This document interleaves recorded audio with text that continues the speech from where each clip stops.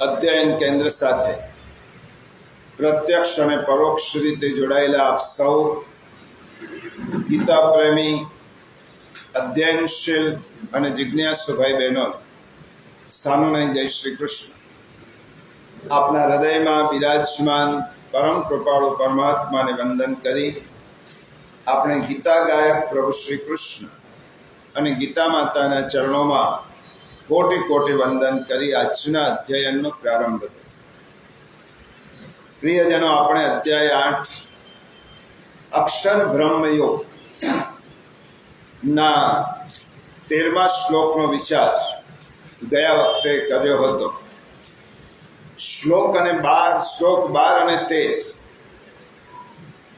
આ બંને શ્લોકો વૈચારિક રીતે એકબીજાથી સંકળાયેલા છે. 12 શ્લોકમાં ભગવાને યોગ દ્વારા પરમ પદની પ્રાપ્તિ કેવી રીતે કરવી એ બે વસ્તુઓ એ સમજાવી છે.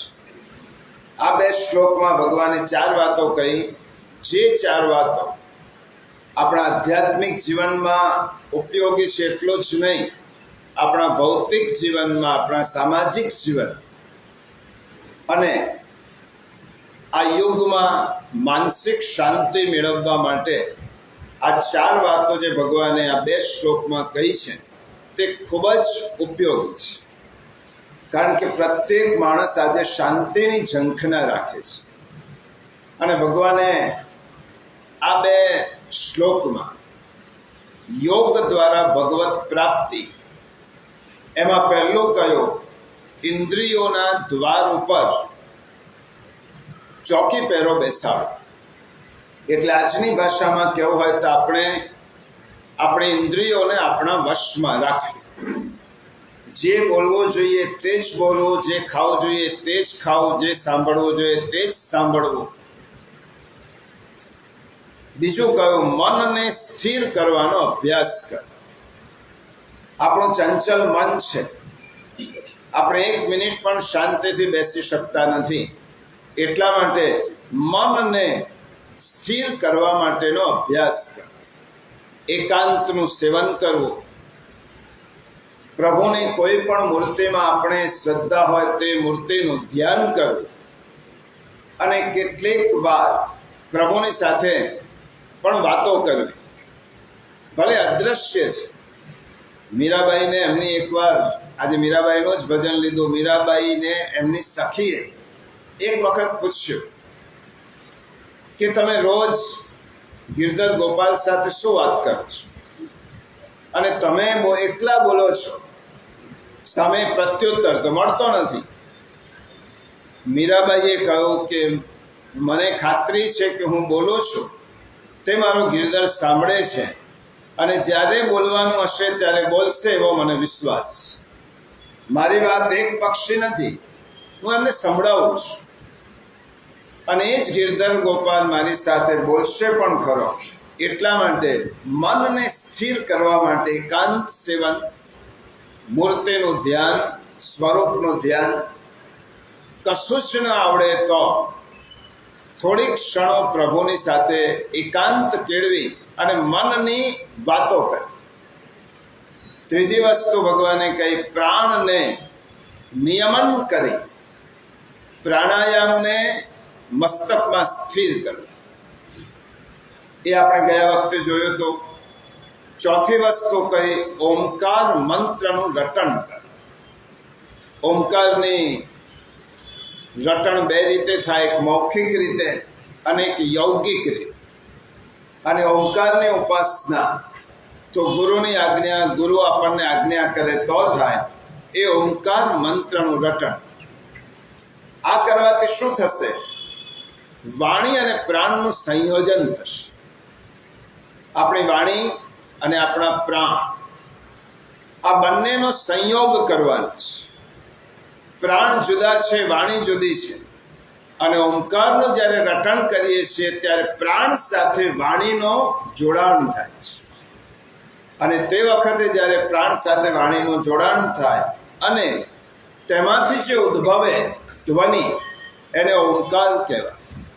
ઓમકારનું વિશેષ મહત્વ તો અનેક શાસ્ત્રો, ગ્રંથો, વેદ, ઉપનિષદ વગેરેમાં કરેલું છે, જેની થોડીક વાતો આપણે ગયા રવિવારે કરી હતી.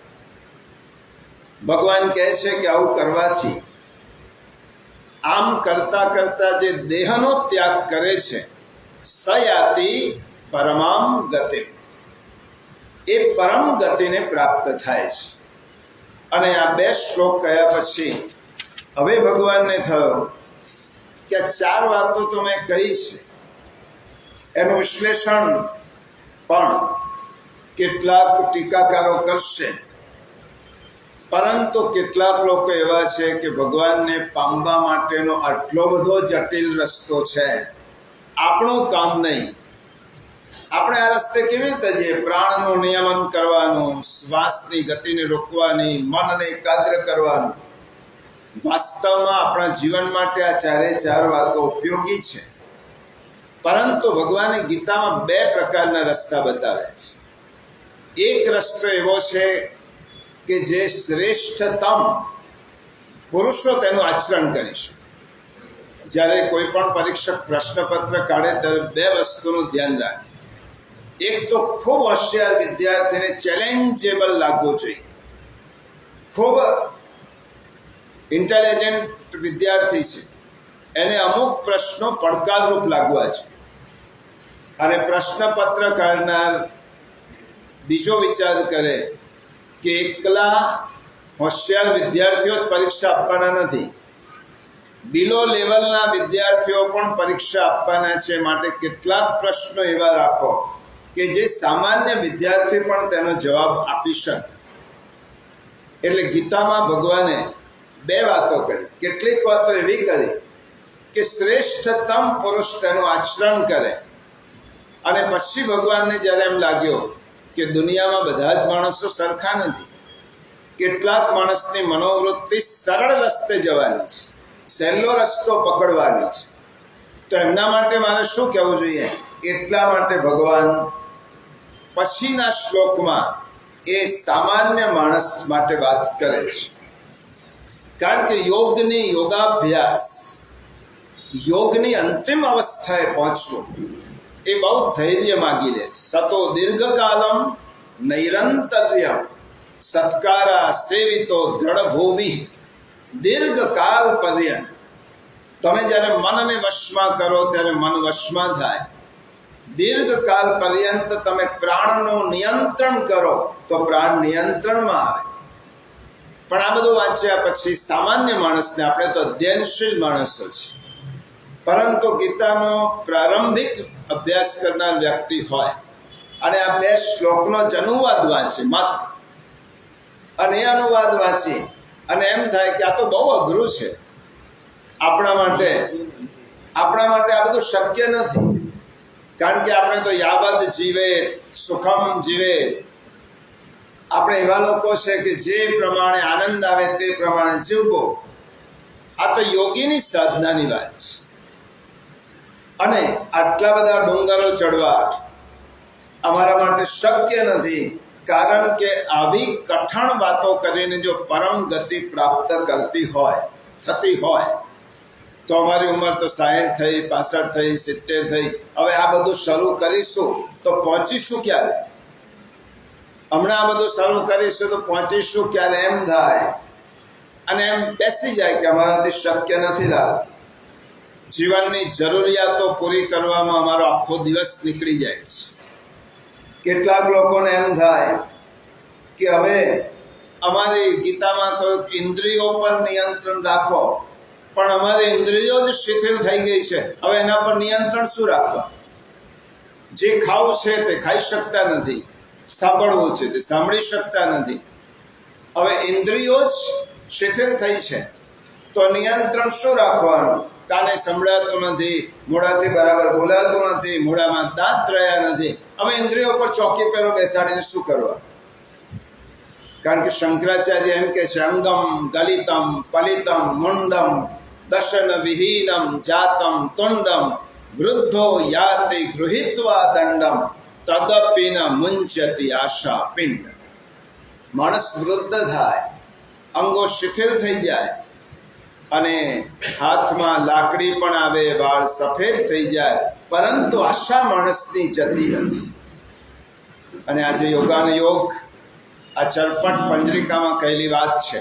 શ્રીમદ આદિ શંકરાચાર્ય યોગાનુયોગ આજે વૈશાખ સુદ પાંચમનો દિવસ છે અને આદ્ય ગુરુ શંકરાચાર્યની આજે જન્મજયંતિ છે. આજે પ્રાગટ્ય દિવસ. શંકરાચાર્યની વાત આજે વિશેષ કરવી નથી, માત્ર તેમને વંદન કરવાના છે. કારણ કે ગીતાની આગળની લિંકમાં આપણે જવાનું છે એટલા માટે. પરંતુ આ પૃથ્વી ઉપર એવી કેટલીક વ્યક્તિઓ થઈ જાય છે કે જે ચિરકાળ માટે, દીર્ઘકાળ માટે પોતાના કર્તૃત્વની સુગંધ એ મૂકી જાય છે અને હજારો વર્ષ પછી પણ લોકો તેમનું નામનું સ્મરણ ખૂબ આદરપૂર્વક કરે છે. બહુ મોટા ચિંતકે, વૈશ્વિક ચિંતકે એક વાત ખૂબ સુંદર કરી છે શ્રીમદ આદ્ય શંકરાચાર્યમાં. એમને એમ કહ્યું કે મોટાભાગના ઇતિહાસકારો એ વાતમાં સંમત થશે કે કોઈ પણ સમયે કોઈ પણ દેશમાં ક્યારે પણ જીવી ગયા હોય તેવા 12 માણસોની જો યાદી બનાવવાની હોય, તેમાં શંકરાચાર્યનું નામ અગ્ર પંક્તિમાં. કોઈ પણ દેશમાં કોઈ પણ કાળે જે વ્યક્તિઓ આ પૃથ્વી ઉપર થયા એવા 12 વ્યક્તિઓને જો યાદી બનાવવાની હોય તો આજે પણ એમાં શંકરાચાર્યનું નામ પહેલું આવે. કારણ કે વિશ્વ માનવ હતા. સમગ્ર રાષ્ટ્ર, સમગ્ર ભારત વર્ષ 8મા સૈકામાં એમનો જન્મ થયો. સમગ્ર ભારત વર્ષ પર જ્યારે બૌદ્ધ વિચારોનો અત્યંત પ્રભાવ હતો. બુદ્ધ ભગવાન તો ભગવાનનો અવતાર છે. આપણે ભાગવતમાં પણ 10 અવતારમાં બુદ્ધ ભગવાનને ગણેલા છે. પરંતુ બુદ્ધ ભગવાનને માનનારા લોકોની એક શાખા ઊભી થઈ. એ અનુયાયીઓ એમ માનવા લાગ્યા કે વેદ એ નકામા છે. બુદ્ધે કહ્યું તે જ સાચું. મૂર્તિ પૂજાનો કોઈ અર્થ નથી અને પુનર્જન્મ જેવું કશું છે જ નહીં. ત્યારે સમગ્ર દેશમાં બૌદ્ધ વિચારોનો એટલો બધો પ્રભાવ હતો કે વેદો ભૂલાઈ ગયા. મૂર્તિ પૂજા લગભગ ધ્વંસ થઈ હતી અને પુનર્જન્મ અને કર્મના સિદ્ધાંતને લોકો માનતા નહોતા, જે શ્રીમદ ભગવદ્ ગીતામાં ભગવાને કહ્યું છે. ત્યારે દક્ષિણમાં કાલ્ટી નામના ગામમાં એક માતાની કુખે એક બાળકનો જન્મ થયો. એનું નામ શંકર. અને પછી 8 વર્ષની કુમળી વયે ગૃહત્યાગ કર્યો માતાની પરવાનગીથી અને 16 વર્ષની વયમાં તો સમગ્ર ભારતમાં પરિભ્રમણ કર્યું.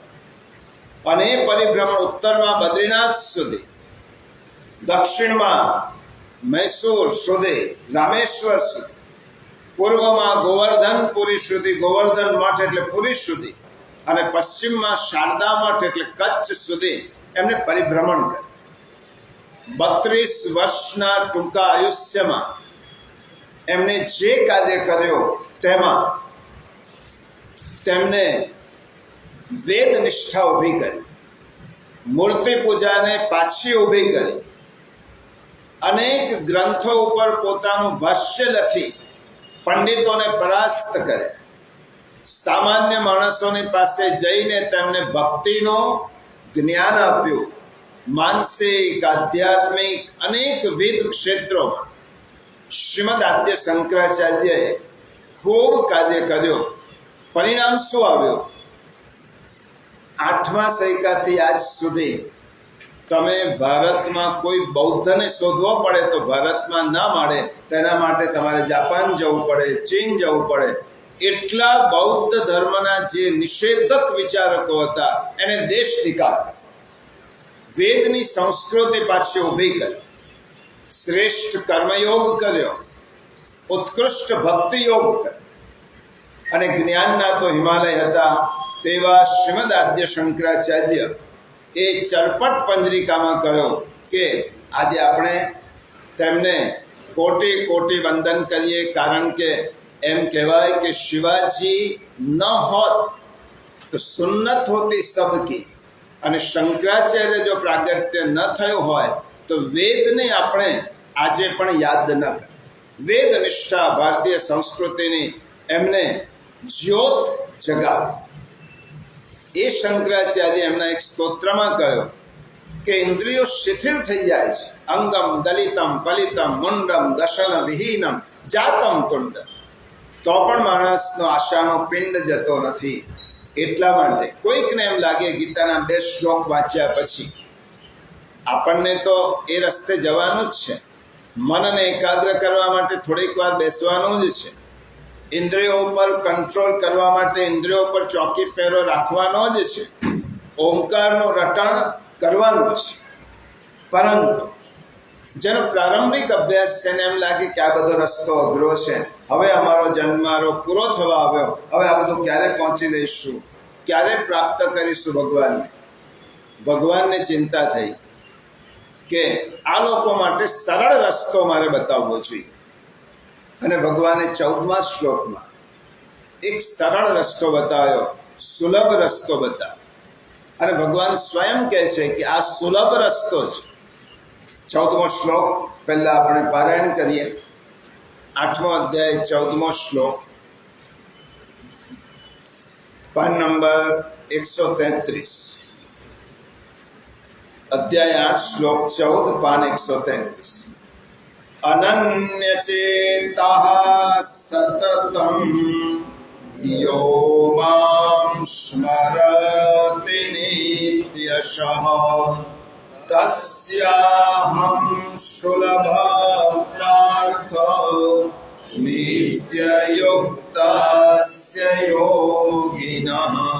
પાર્થ, હે પૃથા પુત્ર, યહ એટલે જે માણસ, મય એટલે મારામાં, અનન્ય ચેતા અનન્ય ચિત્ત થઈને, નિત્યશઃ સદાય, સતતમ નિરંતર, મામ એટલે મુજ પુરુષોત્તમને, સ્મરતિ એટલે સ્મરે છે, તસ્ય એટલે એ, નિત્યયુક્તસ્ય યોગિનઃ નિત્ય નિરંતર મારામાં જોડાયેલા યોગીને માટે, અહમ એટલે હું, સુલભ છું એટલે કે એને સહજ રીતે મળી જાઉં છું. ગીતામાં અર્થ આપ્યો છે, હે પૃથા પુત્ર, જે માણસ મારામાં અનન્ય ચિત્ત થઈને સદાય નિરંતર મુજ પુરુષોત્તમને સ્મરે છે, એ નિત્ય નિરંતર મારામાં જોડાયેલા યોગીને માટે હું સુલભ છું એટલે કે એને સહજ રીતે મળી જાઉં છું. ભગવાને કેટલી સહેલી વાત કહી. આ શ્લોક વાંચ્યા પછી એક વસ્તુ સ્પષ્ટ થવી જોઈએ ફરીથી, ગીતાનો ગાનાર આપણા જેવો સામાન્ય માણસ નથી, પરંતુ પૂર્ણ પુરુષોત્તમ પરમેશ્વર છે. કારણ કે ભગવાને એમ કહ્યું, જે નિરંતર મુજ મને પુરુષોત્તમનું સ્મરણ કરે છે, એ મારામાં જોડાયેલા યોગીને હું સહજ રીતે મળી જાઉં છું. ઈશ્વર જ્યારે પોતાનું વર્ણન કરતા હોય, અને ગીતાના કેટલાક મહત્વના શ્લોકોમાં આ પણ એક બહુ મહત્વનો શ્લોક, ભક્તિ માર્ગનો અનન્ય શ્લોક. કારણ કે જો 1 થી 6 અધ્યાય કર્મ ષટક, 7 થી 12 અધ્યાય ભક્તિ ષટક, અને 13 થી 18 અધ્યાય જ્ઞાન ષટક. એટલે હમણાં જે આનું અધ્યયન કરીએ છીએ આપણે 7 થી 12 સુધી, એ ભક્તિના યોગો છે. અને ભગવાને યોગ દ્વારા ભક્તિ સિદ્ધ કરવાની એ વાતમાં ભગવાને કહ્યું કે સુલભ રસ્તો મને પ્રાપ્ત કરવા માટે છે, કારણ કે હું મળવો સુલભ છું, દુર્લભ છું જ નહીં. હું એટલો બધો સુલભ છું કે સામાન્ય સાધનથી મળી જાઉં છું. તસ્યાહમ સુલભ પાર્થ. હે અર્જુન, હું બહુ મળવો સુલભ છું, મારી પ્રાપ્તિ સહજ અને સરળ છે. પણ તેના માટે કરવાનું શું? એટલે ભગવાને એક સરળ રસ્તો બતાવ્યો, એક જ રસ્તો. કયો રસ્તો કરવાનો? આપણને એમ થાય અમે કલયુગમાં જીવીએ, આટલા બધા ફાસ્ટ યુગમાં જીવીએ, સમય મળે નહીં અને ભગવાનની પ્રાપ્તિ કરવાની ઝંખના છે, તો ભગવાને સરળતમ રસ્તો બતાવ્યો, એક જ ઉપાય. અનન્ય ચેતા સતતમ યો મામ સ્મરતે નિત્ય સ. અનન્ય ચિત્તથી સદા નિત્ય જે મારું સ્મરણ કરે છે. જો કોઈ આસન નહીં, કોઈ વિધિ નહીં, ભગવાને કોઈ વિધિ વિધાન બતાવ્યો જ નથી. એટલો સરળ રસ્તો બતાવ્યો કે અનન્ય ચિત્ત સતત જે મારું સ્મરણ કરે છે એવા ભક્તને માટે હું સુલભ છું, હું તેને મળવો સરળ છું. પણ એક શરત છે, અનન્ય ચિત્તથી મારું સ્મરણ કરનાર. અનન્ય ચિત્તથી, અનન્ય ચેતા. અનન્ય ચેતા એટલે શું? અહીંયા પુષ્ટિ માર્ગના 3 સિદ્ધાંતો છે. શ્રી મહાપ્રભુજી આ શ્લોકમાંથી પુષ્ટિ માર્ગના 3 સિદ્ધાંતો લીધા છે. સમયની મર્યાદામાં આપણે વાત કરીશું. અનન્ય ચેતા એટલે શું? જેને મહાપ્રભુજી કહે છે અનન્ય આશ્રય, દ્રઢ આશ્રય. ચેતસ્તત પ્રવણમ સેવા, ચિત્ત ભગવાનમાં મૂકી દેવું. હવે અનન્ય ચિત્ત એટલે શું? ભગવાને બહુ સુંદર શબ્દ વાપર્યો છે, ભક્તિ માર્ગનો બહુ જ શ્રેષ્ઠ શબ્દ. ભગવાનને મેળવવા માટે અનન્ય ચિત્ત થવું પડે. અનન્યનો અર્થ શું થાય? ન અન્ય. માણસનું મન બીજે કોઈ ઠેકાણે ન જાય અને એક જ વ્યક્તિમાં ચોંટી રહે, એને અનન્યતા કહેવાય. અનન્ય ચિત્ત, જેના અંતઃકરણમાં ભગવાન સિવાય અન્ય કોઈનો આશ્રય નથી. આ શ્લોક સાંભળશો ત્યારે તમને એમ લાગશે કે મહાપ્રભુજીનું જ વિવરણ સાંભળીએ છીએ. જેના અંતઃકરણમાં ભગવાન સિવાય અન્ય કોઈનો આશ્રય નથી. પહેલી વસ્તુ, જે સ્પષ્ટપણે માને છે હું કેવળ ભગવાનનો છું અને ભગવાન મારા છે. કૃષ્ણ તવાસ્મી. હું કેવળ ભગવાનનો છું અને ભગવાન મારા છે. મારો બીજો કોઈ નથી અને હું બીજા કોઈનો નથી. મારો બીજો કોઈ નથી, હું બીજા કોઈનો નથી, એવો ભાવ જેનો સ્થિર થયો છે એને અનન્ય ચેતા કહેવાય, અનન્ય ચિત્ત કહેવાય.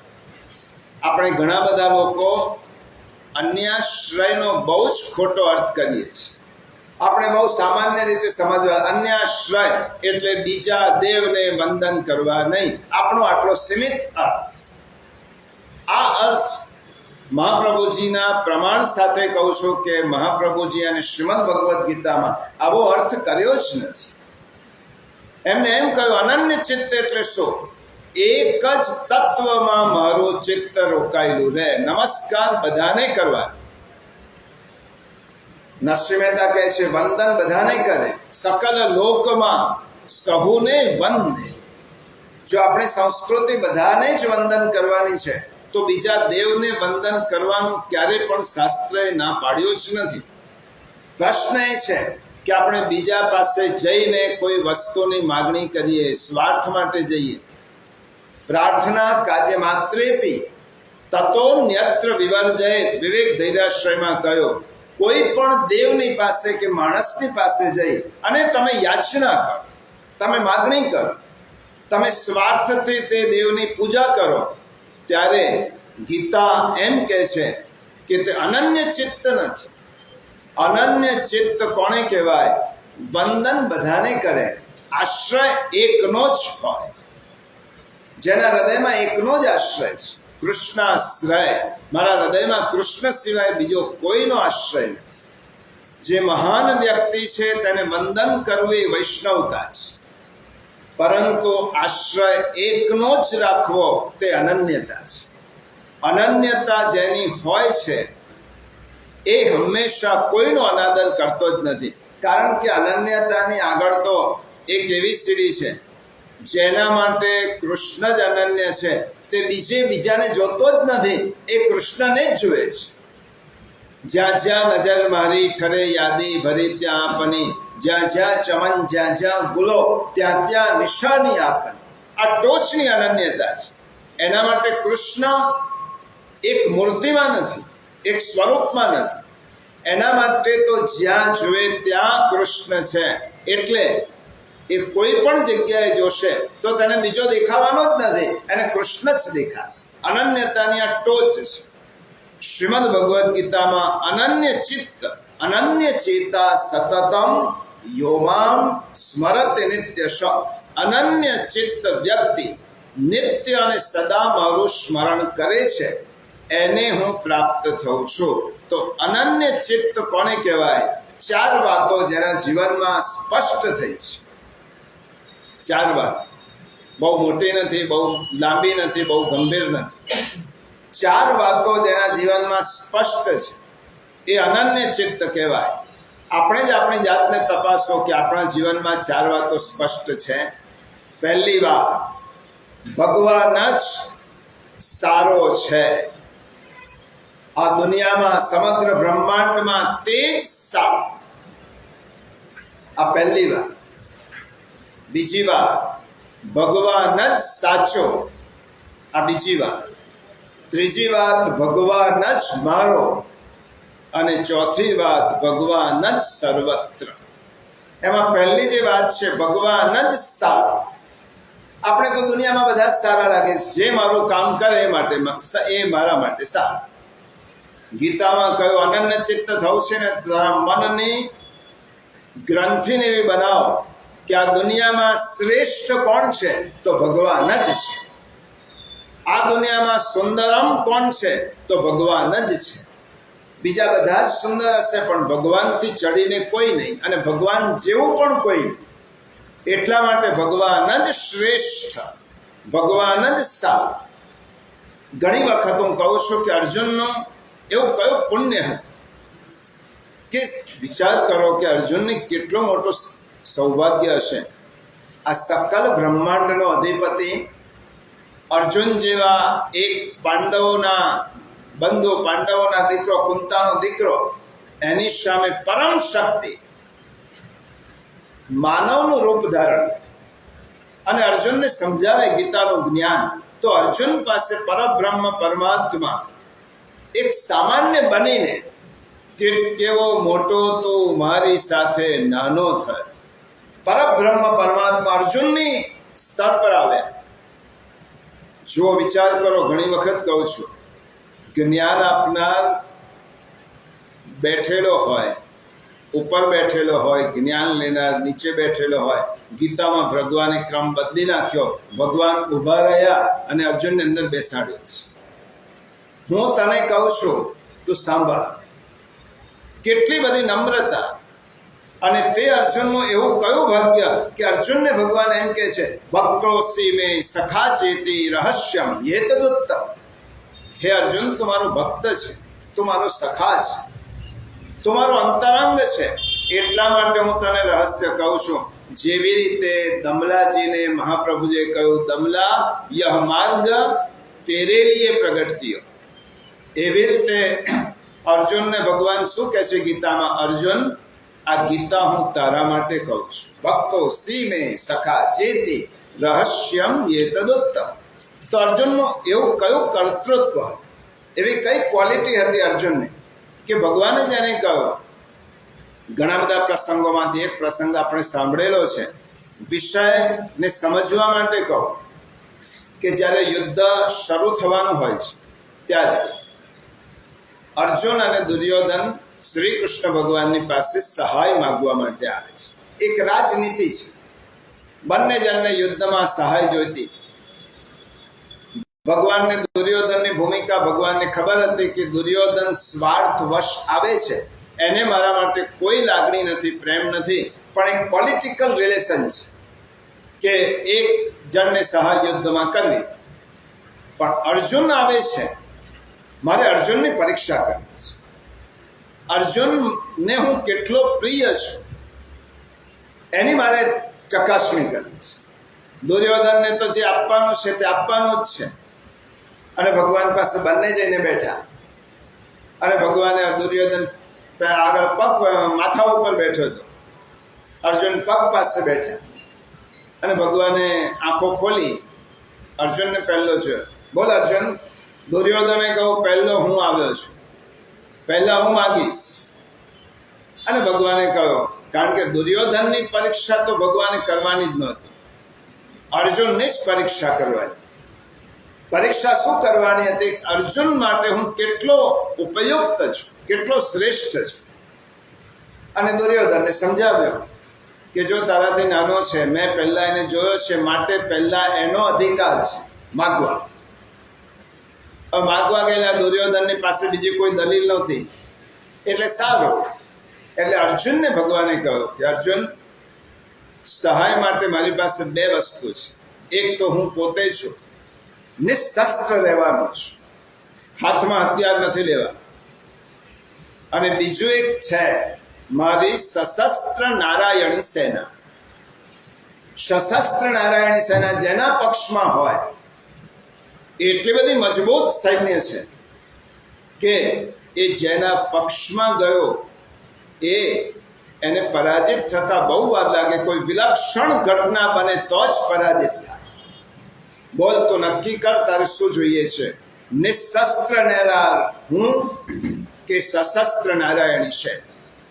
એક ક્ષણના વિલંબ વગર અર્જુને નક્કી કર્યો, પ્રભુ તમે શસ્ત્ર લો કે ના લો, મને તો કૃષ્ણ જ જોઈએ છે, મારે નારાયણી સેના જોઈતી નથી. અર્જુન કૃષ્ણને જીતી ગયો અને કૃષ્ણના મનમાં થયો, શ્રી કૃષ્ણના મનમાં, જેને હું આટલો બધો શ્રેષ્ઠ લાગુ છું એનો હવે હું થઈ જાઉં. અને નારદ ભક્તિ સૂત્રમાં કહ્યું કે તમે એકવાર ભગવાનની શરણમાં જાઓ, આત્માનમ અપી પ્રયચ્છતિ, ભગવાન પોતાની જાતને પણ આપી દેશે. અને તે વખતે ભગવાને અર્જુનનો ચકાસી લીધો. અર્જુન માટે ભગવાન કરતા શ્રેષ્ઠ કોઈ નહોત. આ પહેલી અનન્ય ચિત્ત થવાની પહેલી પંક્તિ, અનન્ય ચિત્ત એટલે ભગવાન કરતા શ્રેષ્ઠ મારા માટે સમગ્ર બ્રહ્માંડમાં બીજો કોઈ નથી. ભગવાને તો અર્જુનની પરીક્ષા કરી, આપણે પણ ભગવાન પરીક્ષા કરે. આપણે અર્જુન નથી એટલે બહુ મોટી પરીક્ષા ના કરે, નાની નાની પરીક્ષા.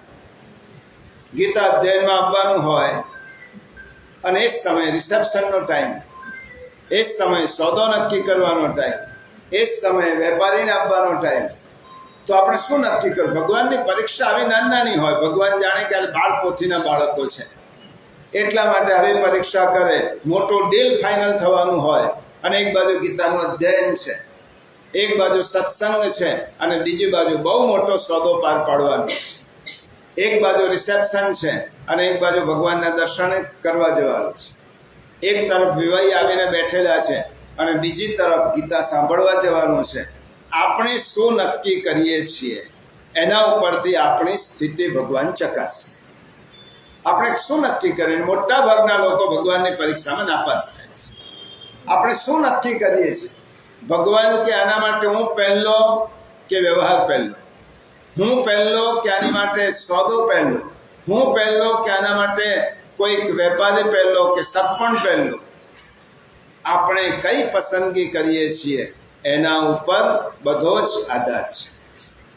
પૂજ્ય દાદા એક દ્રષ્ટાંત આપે અને એટલા જ માટે આપણી ગાડી સ્થગિત છે. એકવાર એક ભાઈએ બહુ નવી ગાડી લીધી, નવી નક્કોર ગાડી, મોંઘી ગાડી. હવે નવી ગાડીમાં બધાને બેસાડીને શેર કરાવવાનું. ડ્રાઈવરને કહી દીધું કે આપણે અમુક કિલોમીટર જવાનું છે આઉટિંગમાં. બધાને બેસાડ્યા, એક જેઠાણીને બેસાડી, નણંદને બેસાડી, પોતે બેસી, એમ કરીને ગાડી ચલાવતા હતા. બધી સીટ પાછળની ફૂલ થઈ ગઈ હતી, આગળની ફૂલ હતી. એટલી વારમાં વેવાણ આવ્યા. હવે કોણે ઉતારવા? જેઠાણીને ઉતારવાની, સાસુને ઉતારવાની, કોણે ઉતારવા? પોતે ઉતારવાનું. અને વેવાણને ના પડાય નહીં એટલે એને એમ કહું ડ્રાઈવરને તો ઉતરી જા, ને વેવાણને કહું તમે બેસી જા. હવે ડ્રાઈવર ઉતરી ગયો અને વેવાણ બેસી ગયા. ગાડી કોટ ચલાવે કોણ? હવે ડ્રાઇવિંગ કરવાનું કેવી રીતે? આવી રીતે આપણે બધાને સાચવવામાં ભગવાનનો નંબર કયો છે અને બીજાને બેસાડવામાં આપણે કોણે ઉતારી દઈએ છીએ? તો ભગવાનને ઉતારી દઈએ. ભગવાન તમે ઉતરી જાઓ, મારે તો વેવાઈ જોઈશે, વેવાણ જોઈશે, સાસુ જોઈશે, મિત્ર જોઈશે, આ બધા જ જોઈશે. ભગવાન કે મારો નંબર છેલ્લો, તો તારો નંબર પણ મારા માટે છેલ્લો. અર્જુન પ્રેફરન્સ અર્જુને કોણે આપો? નિશસ્ત્ર પ્રભુ તમારી પાસે, તમે મારી પાસે હોવા જોઈએ. ભગવાન આપણી પરીક્ષા કરે. ફર્સ્ટ પ્રેફરન્સ જીવનમાં તમે કોને આપો છો, એના ઉપરથી તમે કોને શ્રેષ્ઠ ગણો છો એ નક્કી થાય. આ અનન્ય ચિત્ત થવાનું છે અને અનન્યાશ્રયનો સિદ્ધાંત મહાપ્રભુજીએ કહ્યો છે, એ સમજી લો. અનન્યાશ્રય ને અનન્ય ચિત્તનો પહેલો પાયો છે કે મારા જીવનમાં શ્રેષ્ઠ કોણ? શ્રેષ્ઠ ભગવાન. તો અનન્ય ચિત્ત થવાનો પહેલો પાયો મજબૂત. બીજો પાયો શું? ભગવાન જ સાચું. બીજો પાયો અનન્ય ચિત્ત થવા માટેની બીજી વસ્તુ, સત્ય કોણ? નિર્ણયો કોના સાચા? ભગવાનના જ નિર્ણયો સાચા. અને ભગવાન જે મારા માટે નિર્ણય કરે તેમાં કોઈ શંકા નહીં, તેમાં કોઈ અંગુલી નિર્દેશ નહીં. ભગવાન જ સાચા હોય. અને ભાગવતમાં પહેલું જ મહર્ષિ વ્યાસીએ કહ્યું, સત્યમ પરમ ધીમહિ. તો જ સત્ય. ભગવાન જ સત્ય, તે જ સારો, તે જ સાચો. ભગવાન સાચો ક્યારે? આપણા જીવનમાં પરીક્ષા આવે, વિપત્તિ આવે, મુશ્કેલી આવે, સંકટ આવે, આપત્તિ આવે, તે વખતે આપણે ભગવાન તરફ જોવાની દ્રષ્ટિ આપણી કેવી છે? અને ભક્તિ સૂત્રમાં કહ્યું, મંગલમ મંગલાયેતિ કરોતિ તિરીશ્વર તત્સર્વમ મંગલાયેતિ વિશ્વાસ સખ્ય લક્ષણ. મારું મંગલ થાય કે અમંગલ થાય, મારું સારું થાય કે ખોટું થાય, તે વખતે ભગવાન માટે મારા મનમાં કયો ઓપિનિયન છે? ભગવાન સાચો જ છે. મારું ખોટું પણ થાય. તમે કુંભનદાસનો પ્રસંગ યાદ કરો. છોકરો મૃત્યુ પામ્યો. ગુસાઈજી જઈને પૂછે છે કે કુંભનદાસ, કૃષ્ણદાસે વાઘે ફાડી ખાધો છે અને તમારી આંખમાંથી આંસુ દીકરાના મૃત્યુના નીકળે છે. કુંભનદાસે કહ્યું, કૃપાનાથ, દીકરો તો લૌકિક સંબંધથી આવ્યો હતો, ઋણાનુબંધ સંબંધ હતો. આજે હતો, કાલે નહોતો જ રહેવાનો. આજે રહેતો તો 2 દિવસ પછી, 25 વર્ષ પછી, 50 વર્ષ પછી મારાથી વિખોટો જ પડવાનો. તો પછી કુંભનદાસ, તમારી આંખમાં આંસુ શા માટે છે? આંસુ એટલા માટે છે કે આટલા દિવસો સુધી ભગવાનનો વિરહ થશે, હું ભગવાનથી દૂર રહીશ. પુત્ર પર કુંભનદાસને પ્રેમ નહોતો એમ નહીં, પરંતુ જે નિર્ણય મારા માટે ઈશ્વરે કર્યો તે નિર્ણય ફાઇનલ જ હોય. એ ભગવાને નિર્ણય કરેલા નિર્ણયમાં ક્યારે પણ ચંચુપાત કરવાનો ન હોય, ક્યારે પણ ફરિયાદ કરવાની ન. આને કહેવાય ભગવાન જ સાચું. માણસને દુઃખ પડે છે ને, ત્યારે પહેલું આરોપ ભગવાન પર થાય છે. દુઃખ પડે છે એ આપણા કર્મના ન્યાયે પડે છે. જેવું કર્મ કર્યું હોય તે દુઃખ અને સુખ આવે જ છે. દુઃખ મળે તો કર્મનું ફળ ભોગવવાના હિસાબે મળે છે. પણ દુઃખમાં ભગવાન મને છોડતો નથી. દુઃખ ભગવાન આપતા નથી. આ ગીતાનો એક સિદ્ધાંત તમારા મનમાં કોતરી રાખો. દુઃખ પ્રભુ આપતા જ નથી, પરંતુ દુઃખના સમયે જે આપણી ખૂબ નજીક હોય તે ઈશ્વર છે. દુઃખ ક્યારે પણ પ્રભુ કોઈને સુખસ્ય દુઃખસ્ય ન કોપી દાતા પરો દદાતે કુબદ્ધરેશા અહમ કરોમિ તે વૃથાભિમાન સ્વકર્મ સૂત્ર ગ્રથિતો હિ લોકે. પોતાના કર્મના સૂત્રથી આપણે બંધાયેલા છે. સુખ દુઃખ તો કર્મના પરિણામ છે.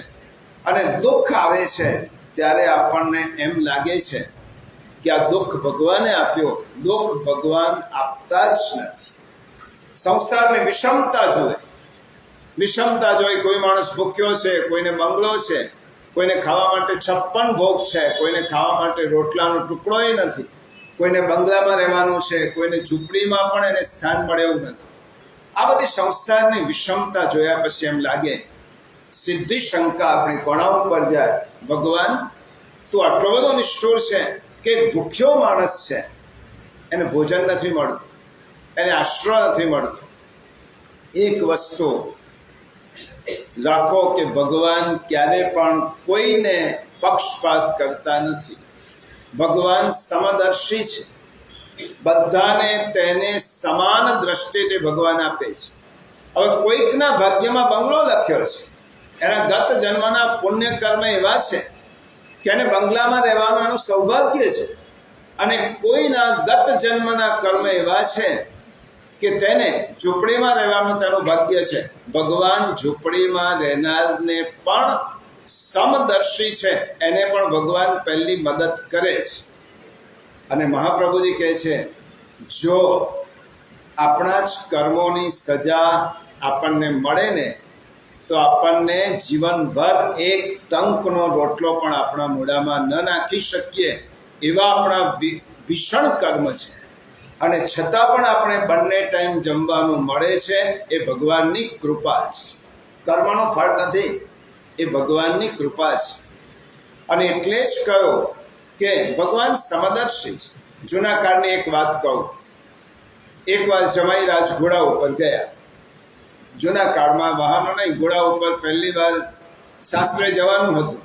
પરણ્યા પછી જમાઈ ઘોડા ઉપર બેસીને સાસરે ગયા. એની સાથે એનો એક સેવક હતો, એની સાથે ઘોડો લીધો હતો, અને એની સાથે એનો ભાઈ. આ 4 જણ ગયા. ઘોડો, એનો નોકર, એનો ભાઈ અને પોતે જમાઈ. સાસરે જઈને રોકાયા. સાસરે ગયા પછી સન્માન કર્યું. જમાઈને પહેલા ભાણે બેસાડ્યા, એના ભાઈને પછી એના બીજા ભાણે એના ભાઈને બેસાડ્યા. જે નોકર હતો એને ઓટલા ઉપર ભાણું પીરસી આપ્યું. જે ઘોડો હતો તેને તબેલામાં લઈ ગયા અને તેને ચંદી આપી. જમાઈને શ્રીખંડ આપ્યો, એના ભાઈને શ્રીખંડ આપ્યો, પેલાને પણ આપ્યો. ઘોડાને ચંદી નાખી આપી. જતી વખતે જમાઈને સાફો બાંધી આપ્યો, એના ભાઈને પેન્ટ શર્ટનું કપડું આપ્યું, નોકરને ₹10 રોકડા આપ્યા અને ઘોડાને ફૂમતો બાંધી આપ્યો. અને પછી જમાઈ ઘેરે ગયા એટલે પૂછ્યું, કેમ બધાનું સ્વાગત બરાબર થયું? હા, બધાનું ખૂબ સારું સ્વાગત થયું. હવે ચંદી જમાઈને નાખતા અને જમાઈને ચંદી નાખતા અને ઘોડાને શ્રીખંડ ખવડાવતા, એવું થઈ શકે ખરું? જમાઈને જમાઈ જેવું જેને જે રીતે અનુરૂપ હતો તેવું વર્તન તેની સાથે કર્યું. ભગવાન સૃષ્ટિમાં જેની સાથે જે અનુરૂપ વર્તન હોય તેવું કરે છે. બાકી ભગવાન ક્યારે વિષમ હોતા જ નથી. તમે જુઓ, પ્રકૃતિનો આનંદ ક્યારે ભેદ છે? તમે ગુલાબનું ફૂલ જોશો કે બગીચો જોશો તો જે આનંદ કરોડપતિને આવશે એ જ આનંદ એક ઝૂંપડીમાં રહેનાર વ્યક્તિને પણ આવશે. પ્રસૂતિનો આનંદ કરોડપતિ સ્ત્રીને કે રાજાની રાણીને વધારે આવે છે ને ઝૂંપડીમાં રહેનારને ઓછો આવે છે, એવું બને છે. સિનેમા જોવાનો આનંદ, નાટક જોવાનો આનંદ, એ કોઈને ઊંઘનો આનંદ, આમાં ક્યાં વિષમતા છે? આનંદમાં ભગવાને પ્રકૃતિનો આનંદ છે, ઊંઘનો આનંદ છે, આ બધામાં વિષમતા ક્યાં છે? સામાજિક રીતે કોઈક માણસ ગરીબ છે ને કોઈ શ્રીમંત છે, એ સામાજિક વિષમતા છે. એમાં ભગવાન વચ્ચે પડતા નથી. પોતાના કર્તૃત્વનો પણ દોષ છે, એટલા માટે ભગવાન પડતા નથી. એટલા માટે આ દુનિયામાં જે પણ કંઈ થાય છે તે સારું જ થાય છે. દુઃખ ભગવાન આપતા નથી, પણ દુઃખમાં ભગવાન સાથે રહે છે. આપણે સાંભળેલી વાર્તા છે કે એક માણસે ભગવાનને ફરિયાદમાં ભગવાનને એમ કહ્યું, ભગવાન તમે તો માના ગર્ભમાંથી બહાર નીકળતા પહેલા મને વચન આપ્યું હતું કે હું તને સંભાળીશ. પ્રભુ, મેં મારી આખી જિંદગીના દુઃખના અને વિપત્તિના પ્રસંગો જોયા. તમે મારી સાથે ચાલવાનું વચન આપ્યું, તારા કદમથી કદમ હું મિલાવીશ, તારી સાથે રહીશ, તને છોડીશ નહીં. પરંતુ મારા દુઃખના પ્રસંગમાં ભગવાન મેં મારા જમીન ઉપર છાપ જોઈ તો 2 જ પગલાની છાપ હતી, 4ની નહોતી. તો ભગવાન તમે વિપત્તિના સમયે મને છોડી દીધો હતો. ભગવાને કહ્યું, મેં તને વિપત્તિના સમયે છોડ્યો નહોતો, તને ઉચકી લીધો. એટલે આ 2 પગલાની છાપ તારી નહીં, આ 2 પગલાની છાપ મારી છે. ભગવાન જ સાચું. ભગવાનની કોઈ પણ નિર્ણય માટે આપણને કેવું ક્યારે લાગે કે ભગવાન જ સાચો? ભગવાનનો કોઈ પણ નિર્ણય માટે આપણે ફરિયાદ નહીં, આપણે વ્યથા નહીં, અને ભગવાનના નિર્ણયને એટલી જ ઉત્સુકતાથી વધાવો. પ્રભુ તમે નિર્ણય કર્યો છે, નોટ ટુ ક્વેશ્ચન બાય. હવે મારે કોઈ ફરિયાદ નથી, કારણ કે તમે સત્ય છો, તમારા નિર્ણયો સત્ય છે, તમે મારા માટે જે પ્રેમ રાખો છો તે સત્ય છે. માટે પીરસનાર પર પ્રેમ હોય તો ભાણામાં કઈ વસ્તુ પીરસાઈ છે એ ગૌણ બની જાય છે. વિવાહ થયો હોય, સપણ થયો હોય, અને માણસ સાસરે જાય અને એની થવાવાળી પત્નીએ બનાવી હોય રસોઈ, એ રસોઈમાં શું છે એ બનાવવાવાળી પત્ની જ થાળીમાં પીરસે, અને આખું જમ્યા પછી તમે એને પૂછો કે શું ખાધું ને કેવું લાગ્યું, તે વખતે કહેશે મારું ધ્યાન શું ખાધું અને કેવું લાગ્યું એના પર હતું જ નહીં, મારું ધ્યાન તો પીરસનારી પર હતું. આપણે શા માટે વ્યથા છે? આપણે પીરસવાની વસ્તુઓ જોઈએ છે, કારણ કે પીરસનાર પર પ્રેમ નથી, એને ઓળખતા નથી, એના ઉપર વિશ્વાસ. એટલે પીરસેલી વસ્તુ માટેની આપણી ફરિયાદ છે. આપણી વ્યથા જે પીરસ્યું છે ભાણામાં તેની ફરિયાદ છે. એટલા માટે ભગવાન જ સાચો અને ભગવાન મારો. ભગવાન સાચો એટલો જ નહીં, પ્રભુ મારો છે. ત્રીજી વસ્તુ, ભગવાન તમે મારા છો. આ દુનિયામાં કોણ પોતાનું છે? આ અનન્ય ચિત્ત થવા માટે તમને મારું પોતાનું આત્મીય લાગે છે કોણ? અને છે જ આત્મીય છે કોણ? તમે બધાને જોશો, બધા જ સમય વખતે વિપરીત સમય બધા જ લોકો એ જતા રહેશે, બધા જ લોકો જગ્યા કરી દેશે. મારી સાથે રહેનાર કોણ? 2 વર્ષ પહેલાનો દાખલો આપું. કોરોના વખતે બધાએ આપણને છોડી દીધા, આઇસોલેટેડ હતા. કોઈ તમારી પાસે મોઢું દેખાડવા પણ આવતું નહોતું. ત્યારે તમારી સાથે માત્ર કોણ હતું? તમારો ઈશ્વર. આપણો ઈશ્વર આપણી સાથે હતો. એને એમ કહું કે આખી દુનિયા તને છોડી દેશે, હું તને નહીં છોડ. એટલા માટે ભક્તિનો પહેલો સિદ્ધાંત એ છે, વહેંચણી કરવી છે તો માર્ગ હું બતાવું. દુનિયા આખી તમારી, પરવરદિગાર માર્ગ. આખી દુનિયાને તમે ભલે લઈ લો, પણ ઈશ્વરને છોડીને, ઈશ્વર મારો છે, પ્રભુ તો મારો છે. અને જેના પ્રત્યે મમત્વ આપ્યો એના પ્રત્યે કોઈ ફરિયાદ ન હોય, કોઈ વ્યથા ન. છેલ્લો એક પ્રસંગ કહું કે આ શ્લોકને થોડોક બાકી રાખીને આગળ લઈ જઈશું. પાંડવ, આ મહાભારતનો પ્રસંગ નથી. ભગવાન મારો લાગ્યો તેની પ્રતીતિ શું? પાંડવોને પ્રભુએ આટલો બધો પ્રેમ કેમ કર્યો? તો એનું એક જ કારણ છે કે તેમને પ્રભુ પ્રત્યેની મમત્વ, મારો જ પ્રભુ છે, ક્યારેક ગુમાવ્યો નહોતી. એ વાત, એક ઘટના ભરત ચંપુ નામના એક મહાભારત પરથી લખેલા એક નાટકમાં આ એક ઘટના આવે છે, મહાભારતમાં નથી. આ ઘટના શું છે કે એક વખત આખું મહાભારતનું યુદ્ધ પૂરું થયા પછી છેલ્લી લડાઈ દુર્યોધન અને ભીમસેન વચ્ચે ચાલે છે, ગદા યુદ્ધ. આ છેલ્લો જ તબક્કો હતો આખા યુદ્ધને જીતવા. દુર્યોધનના હાથમાં છેલ્લી ક્ષણ હતી, હું ભીમને મારી નાખું ગદા યુદ્ધમાં તો વિજય મારો છે, અને ભીમ દુર્યોધનને પરાસ્ત કરે તો વિજય પાંડવોનો. છેલ્લી ક્ષણ. અને દુર્યોધન ગદા યુદ્ધ, ગદાની તાલીમ દુર્યોધને કોની પાસે લીધેલી હતી? બલરામજી પાસે, શ્રી કૃષ્ણના મોટા ભાઈ, જે ગદા યુદ્ધમાં પ્રવીણ હતા. ગદા યુદ્ધની આટી ઘોંટી બધી જ બલરામે દુર્યોધનને શીખવાડી. હવે યુદ્ધ ચાલે છે, 2-4 દિવસ થયા, ભીમસેન પણ હારતો નથી. હવે દુર્યોધનને થયું કે આ બહુ લંબાવા જેવું નથી. જો લંબાવીશ ને કદાચ ભીમસેન મારા ઉપર હાવી થઈ જશે તો મારું તો આખું રાજ્ય જતું રહેશે. એટલે દુર્યોધન જેવો કુટિલ રાજનીતિજ્ઞ કોઈ નહોતો. એને એમ થયું કે પાંડવોને પરાસ્ત કરવા માટે એક રસ્તો છે, છેલ્લો રસ્તો એને અપનાવ્યો, કુટિલ નીતિ. યુધિષ્ઠિર સત્યવાદી છે, એટલા માટે એમને બ્રાહ્મણો ઉપર ખૂબ શ્રદ્ધા છે. અને તેની પાસે હું એક મેસેજ મોકલ્યો, યુધિષ્ઠિર પાસે સંદેશ. એક ચારવાક નામના બ્રાહ્મણને બોલાય. ચારવાકનો અર્થ શું થાય? ચારુ વાક, જેની વાણી મધુર છે, મીઠી છે, ભલે અંદર ગમે તે હોય પરંતુ વાણી મીઠી છે, એવા બ્રાહ્મણને બોલાય.